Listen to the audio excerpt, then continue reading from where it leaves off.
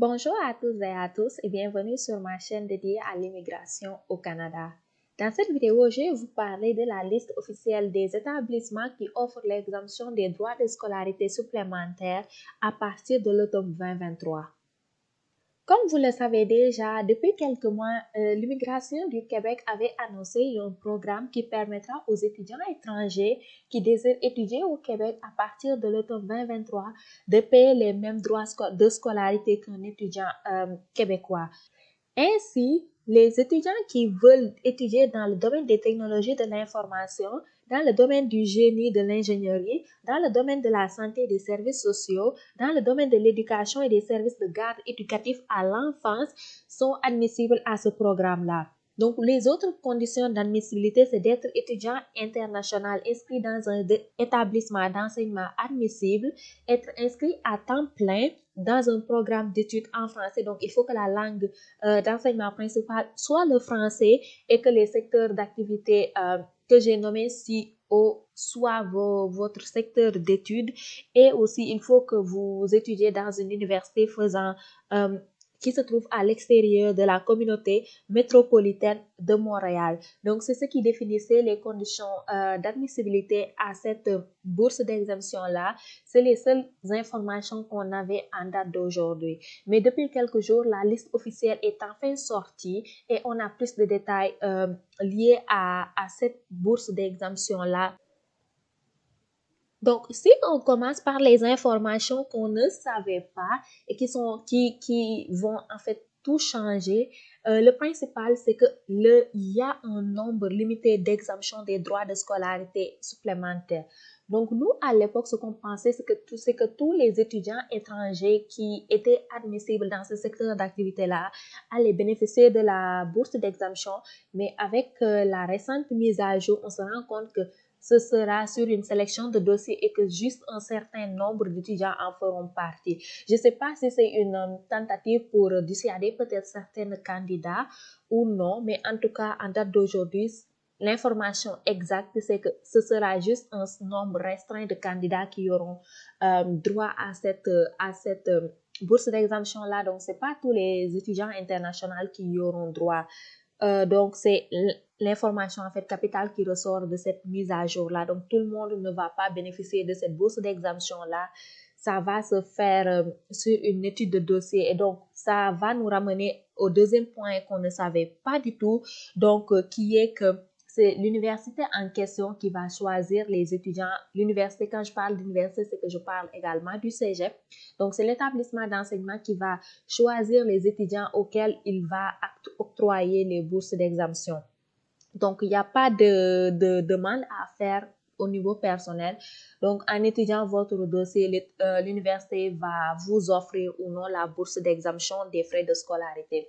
Donc, c'est comme ça que ça marche. L'autre information aussi qui est totalement nouvelle au niveau de la mise à jour, c'est que, dépendamment de l'université en question également, certains programmes seront favorisés au détriment d'autres. Comme par exemple, l'université A peut offrir plus de bourses dans le domaine de la génie, alors que l'université B peut offrir plus de bourses dans le domaine de l'éducation. Donc, le gouvernement du Québec a délégué cette tâche-là aux universités de choisir, dépendamment de leur région, quel secteur d'activité actuellement sont plus en demande et dépendamment de cela, ils vont octroyer plus de bourses aux étudiants qui s'en iront dans ce secteur-là. Donc, malheureusement, ça va ramener au problème que je vais vous dire là tout de suite, c'est qu'on ne sait pas combien de bourses sont disponibles pour chaque université. Personnellement, j'ai essayé de contacter l'université de Sherbrooke et l'université de Laval. Pour le dernier, j'ai pas pu les rejoindre, donc je suis tombée sur leur boîte vocale, je leur ai laissé un message vocal, j'espère qu'ils vont me répondre. Mais par exemple, pour l'université de Laval, ils divulguent pas l'information. Donc, j'ai demandé à savoir pour certains programmes, notamment le programme de génie, si les bourses sont offertes. Ils m'ont juste ramené à cette page-là. Donc, je vais vous mettre aussi le lien en barre de description pour des références ultérieures. Donc, ils m'ont juste envoyé ce document-là. Ils ne m'ont pas donné tant de détails que ça. Donc, je ne sais pas si c'est parce que le programme est nouveau qu'ils n'ont pas encore décidé ou non, mais en date d'aujourd'hui, malheureusement, à moins que vous avez vraiment de la chance, que vous tombez sur quelqu'un qui est top, qui va vous donner peut-être les informations dont vous avez besoin. Il ne donne pas des informations tant que ça au niveau de quel ou quel programme en font partie. Donc, en vue de cela, c'est assez difficile en tant qu'étudiant étranger, si on se met à la place d'un étudiant étranger qui va se demander dans quel domaine s'inscrire. Malheureusement, c'est pas possible de le savoir présentement. Moi, ce que je vous conseille tout de même, c'est, dépendamment de la liste des universités ou cégep que vous aimez, essayez de les contacter de façon courriel, parce que c'est difficile si vous êtes en dehors du Canada de les contacter au téléphone, mais essayez de leur écrire pour voir s'ils peuvent vous donner plus de renseignements à ce sujet par rapport aux programmes qui en font partie ou non. Et si jamais vous avez des nouvelles par rapport à ça, s'il vous plaît, mettez ça en commentaire pour que les autres puissent en bénéficier. Donc, l'information capitale à noter sur cette mise à jour-là, c'est que tout le monde ne va pas bénéficier des bourses. C'est l'établissement qui va choisir lui-même les étudiants qui en bénéficieront. Et d'après la seule conclusion que je puisse faire, donc ce sera par ordre de mérite. Plus vous avez un très bon dossier, plus vous avez de la chance d'avoir ces bourses-là. Donc, malheureusement, c'est un peu peut-être injuste qu'ils avaient donné peut-être la confiance à beaucoup de personnes et là c'est comme si on arrachait quelque chose, mais malheureusement c'est le système, c'est comme ça que ça marche. En général, ces programmes-là, ils peuvent changer ça comme ils le veulent. Donc retenez ça, c'est l'information capitale en date d'aujourd'hui. Maintenant, si on rentre plus dans le détail par rapport aux établissements et programmes admissibles. Donc, comme je vous le dis, si on voit bien clair et net, chaque établissement déterminera les programmes d'études admissibles parmi ceux identifiés comme prioritaires. Donc, le gouvernement du Québec a donné 5 secteurs d'activité prioritaires. C'est les universités qui vont, ou cégep qui vont choisir lesquels d'après eux sont prioritaires. Donc, c'est comme ça que ça marche. On a techniquement tous les universités et cégep admissibles, sauf des formations collégiales techniques. Donc, si vous voulez faire une formation en collégiale technique, honnêtement, je ne sais même pas c'est quoi, malheureusement, mais la liste n'est pas encore disponible pour ce type de formation-là.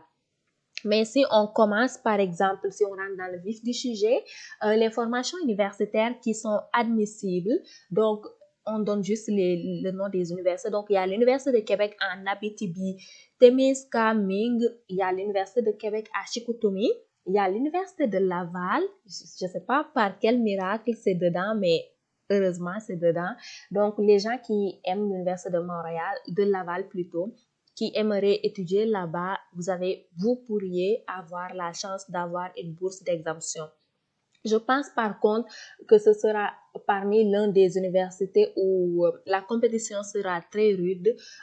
Donc, si vous n'avez pas un très bon dossier scolaire, peut-être vous pouvez y postuler, mais essayez quand même de postuler ailleurs parce que je pense qu'il y aura beaucoup de gens qui vont postuler là-bas et peu de bourses, malheureusement, parce que c'est très proche de Montréal. Mais quand même, c'est une bonne chose que l'Université de Laval en fasse partie.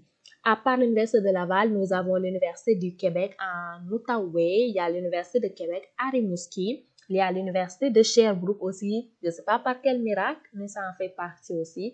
Donc, si jamais ça vous intéresse, je sais qu'il y a beaucoup d'étudiants étrangers qui étudient là-bas. Donc, je pense comme là-bas, la compétition sera assez rude à ce niveau-là aussi. Mais si jamais vous avez un très bon dossier scolaire, pourquoi pas. Et enfin, il y a l'Université de Québec à Trois-Rivières. Donc, c'est les 7 universités qui font partie des universités admissibles pour la réduction des frais de scolarité. À part cela, nous avons les collèges publics. Donc, les collèges publics, c'est les cégeps publics. Donc, il y a le cégep de l'Abitibi-Témiscamingue, le collège d'Allemand, le cégep de Bécomo, le cégep Bourges-Appalaches, le cégep de Chicoutimi, le cégep de Drummondville, le cégep Garneau, le cégep de la Gaspésie et des îles.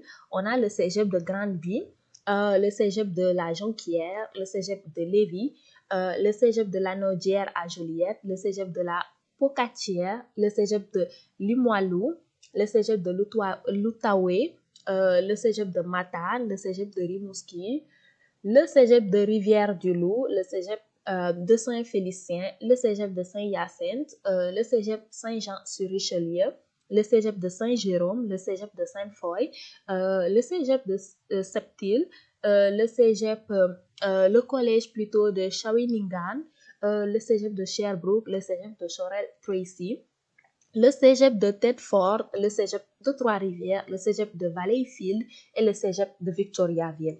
Donc, c'est ce qui conclut la liste des cégeps publics. En ce qui concerne maintenant les cégeps privés, donc sachez que c'est plus cher en général pour les cégeps privés, mais tout de même, si jamais vous êtes admissible et que vous avez la bourse d'exemption, vous allez payer les mêmes droits de scolarité pour les étudiants québécois.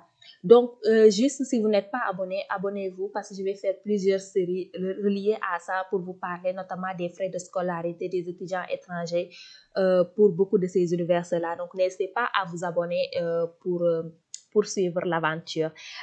Pour les cégeps privés subventionnés, on a le collège Barthes, le campus Notre-Dame de Foy, le collège Élise, le collège La Flèche, le collège Mérisy, le collège O'Sullivan de Québec Inc. et le séminaire de Sherbrooke. Donc, c'est ce qui constitue la liste des établissements pour le moment disponibles et je pense assez définitifs en termes de cégep et université pour l'exemption des droits de scolarité. Donc, je sais que présentement, il y a beaucoup de gens qui ont déjà commencé à déposer. La seule recommandation que je peux vous faire en date d'aujourd'hui, c'est d'écrire aux établissements dans lesquels vous êtes inscrits, de voir pour le programme que vous avez choisi si il y a une possibilité d'être admissible à une bourse d'exemption. Je pense que la seule réponse que vous pouvez obtenir, c'est si vous êtes admissible ou non, mais pas si vous allez avoir la bourse, parce que je pense qu'ils vont attendre quand même de voir à quoi ressemblent les candidats qui vont déposer avant d'offrir ces bourses-là. Je suis sûre que ce sera sur étude de dossier parce qu'ils vont préférer avoir les meilleurs candidats. C'est comme ça que ça marche en général pour les bourses d'admission et ça, c'est vraiment une bourse d'admission. Vous n'avez pas besoin de postuler, c'est vos relevés de notes, votre CV, vos activités extrascolaires qui vont vous aider à l'obtenir malheureusement ou heureusement pour certains. Donc, c'est ma seule recommandation. Écrivez aux établissements pour voir si les programmes que vous avez choisis sont admissibles à l'exemption des frais de scolarité supplémentaires. Si tel est le cas, tant mieux. Si tel n'est pas le cas, essayez de voir parmi les autres établissements qui offrent le même programme que vous voulez. Si jamais il y a, par exemple, des cégeps, universités qui offrent les programmes là avec des bourses d'exemption aussi. Essayez également de diversifier vos choix, postuler le maximum d'établissements où vous pouvez, parce que je pense que ça va vraiment se jouer sur la chance et sur le nombre de candidats qui vont présenter leurs demandes. Donc, c'est ça en fait que j'ai noté pour cette mise à jour-là. Donc, comme je vous le dis, n'hésitez pas à vous abonner. Je vais faire plusieurs séries dessus. Dès qu'il y aura des nouveautés, des updates là-dessus, je vais essayer de les faire. Je vais quand même faire une autre vidéo plus détaillée par rapport aux frais de scolarité. En tout cas, pour la majorité ou peut-être toutes les universités et peut-être la majorité, où je vais quand même essayer de sélectionner pour les cégeps parce qu'il y en a tant. Donc, si jamais vous êtes intéressé par un cégep, vous pouvez me mettre ça en commentaire si jamais vous voulez que je vérifie les frais de scolarité pour vous. Si jamais vous avez des questions aussi, n'hésitez pas à les mettre en commentaire. J'essaie quand même de les répondre le plus rapidement possible. Donc, mettez également vos commentaires, vos questions, vos commentaires si jamais vous avez des indications par rapport à quel ou quel programme font partie de certains universités, combien de bourses ils offrent ou non. Je pense pas qu'ils vont donner le nombre de bourses, mais il se peut qu'ils vous disent tel ou tel programme en fait partie. De mon côté, je vais essayer de contacter les universités pour avoir des nouvelles. Si j'en ai, je vais faire des vidéos là-dessus. Si jamais j'en ai pas, c'est parce que j'en ai malheureusement pas, parce que c'est pas tout le temps qu'ils vont donner ces informations-là, mais je vais quand même essayer mon max pour voir avec eux quels programmes en font partie. Donc, n'hésitez pas à vous abonner si vous ne voulez pas rater cela. Donc, n'hésitez pas à mettre une pouce sur la vidéo si vous l'avez appréciée, à mettre vos questions en commentaire si vous en avez et surtout à vous abonner et à la prochaine.